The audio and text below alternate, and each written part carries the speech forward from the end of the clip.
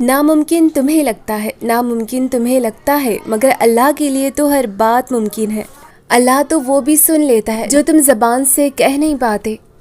پھر کیوں سوچتے ہو، پھر کیوں سوچتے ہو تمہاری دعائیں رد ہو جائیں گی؟ اللہ تو کہتا ہے، اللہ تو کہتا ہے مانگو مجھ سے، تو پھر نہ قبول ہونے کا ڈر کیسا؟ تم دعا مانگو، تم دعا مانگو، وہ عطا نہ کرے، یہ اس کی خدائی کو گوارا ہی نہیں۔ اس کے حکم کے بعد کچھ بھی لا حاصل نہیں رہتا، اور اگر وہ نہ چاہے تو تم بھی چاہ نہیں سکتے، اور جب وہ کن کا فیصلہ کر لے تو کوئی رکاوٹ اسے روک نہیں سکتی، اور جب عرش سے ہاں ہو جائے تو کس کی مجال ہے کہ نہ کہہ سکے؟ وہ معجزوں کا بادشاہ ہے، وہ معجزوں کا بادشاہ ہے، وہ جب چاہے جسے چاہے نواز سکتا ہے۔ تہجد کے سجدوں میں اپنے پیارے اللہ سے باتیں کرنا اس قدر پرسکون و خوبصورت احساس ہوتا ہے، دونوں جہانوں کے بادشاہ کے علاوہ کوئی نہیں جان سکتا، کوئی نہیں، اور جس احساس کو ہی ہر کوئی نہیں کوئی محسوس کرتا ہے، وہ احساس کتنا انمول اور اس کو محسوس کرنے والا کتنا قیمتی اور لاڈلا ہوگا۔ اور دعائیں تو ایسے معجزوں تک تمہیں لے کر آئیں گی، جو چیز تمہارے بس سے بھی باہر ہوں گی وہ بھی تمہیں حاصل ہو جائیں گی۔ جب اللہ دینے پر آتا ہے تو وہ بھی دے دیتا ہے جس چیز کا ملنا تمہیں دعاؤں سے بھی ناممکن لگتا ہے۔ جب انسان بچوں کی طرح اللہ کو اپنی من پسند چیز کے لیے مناتا ہے، تڑپ سے گڑ گڑاتا ہے، تو وہ مان جاتا ہے۔ اسے اپنے بندے کی معصومیت بھری یہ ادا بہت پسند آتی ہے۔ آپ کی دعائیں وہ سب کر سکتی ہیں جو آپ کا مقدر نہیں کر سکتا۔ پھر معجزے ہوں گے اور سب بند دروازے کھل جائیں گے۔ اس دعا کے بعد تمہارے لیے قبولیت کی خوشخبریاں آئیں گی۔ تہجد ایسا مرہم ہے جس کے بعد نہ کوئی غم ستاتا ہے اور نہ کوئی غم رلاتا ہے۔ تمہاری مانگی ہوئی دعائیں زمین سے آسمان تک جاتی ہیں، وہ آسمان سے واپس نہیں لوٹتے بلکہ اس کی ہاں ٹھہر جاتی ہیں۔ جتنی بار اللہ سے دعا مانگو گے وہ سب دعائیں آسمان پر اکٹھا ہو جاتی ہیں۔ اتنی دعائیں مانگو کہ آسمان بھر جائے۔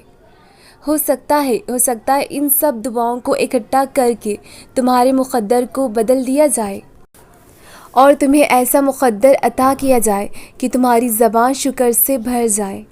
تہجد کی دعائیں اللہ نے کن کے لیے ہی تو بنائی ہیں۔ اللہ کے پاس وہ سب کچھ ہے جو تمہیں دینے کے لیے دنیا کے پاس نہیں ہے۔ لا حاصل خود سے ہی سوچ لیا، ابھی اللہ کا جواب آیا ہی نہیں۔ دل کا حصہ کیوں بناتا اللہ اگر اس کا ملنا مقدر میں نہیں ہوتا؟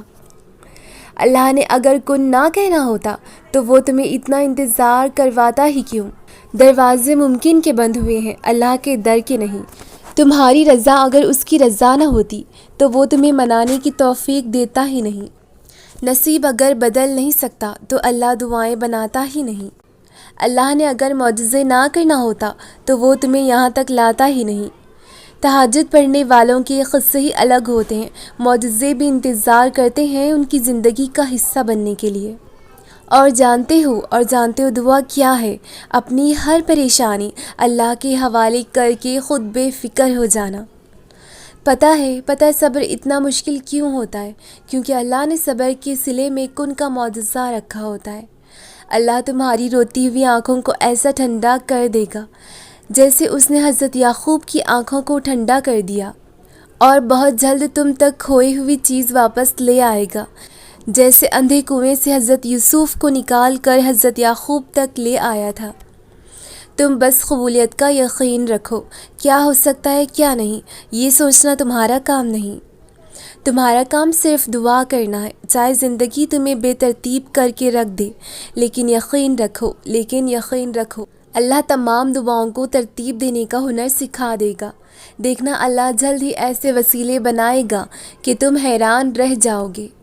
تم صرف وہ کرو جو تمہارا کام ہے، یعنی دعا، اور اللہ تو وہ ہی کرے گا جو اس کا کام ہے، یعنی عطا۔ اللہ کے بس میں سب کچھ ہے، وہ لمحوں میں بدل دے گا تمہاری تقدیر۔ دیکھنا اللہ جلد ہی کہہ دے گا کن، اور ایک پل میں سمٹ جائے گا تمہارا ٹوٹا ہوا بکھرا ہوا وجود۔ دیکھنا اللہ جلد ہی مدد بھیجے گا، اور پلک جھپکتے ہی ہو جائیں گے قبولیت کے معجزے، اور جو نصیب سے بھی نہ مل سکا، دیکھنا اللہ وہ بھی تمہیں عطا کرے گا۔